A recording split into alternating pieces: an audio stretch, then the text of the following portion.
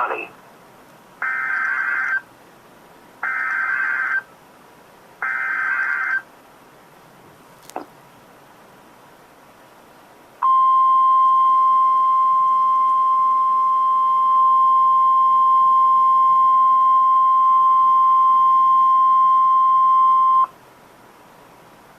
The National Weather Service in Tulsa has issued a tornado warning for northwestern Creek County in northeast Oklahoma until 7:30 p.m. Central Daylight Time.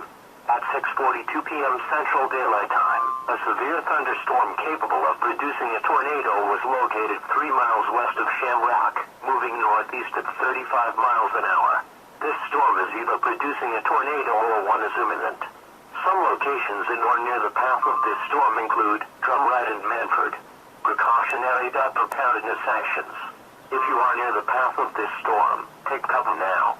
If no underground shelter is available, move to an interior room on the lowest floor. Mobile homes and vehicles should be abandoned for more substantial shelter. Avoid windows. Repeating, the National Weather Service in Tulsa has issued a tornado warning for northwestern Creek County in northeast Oklahoma until 7:30 p.m. Central Daylight Time.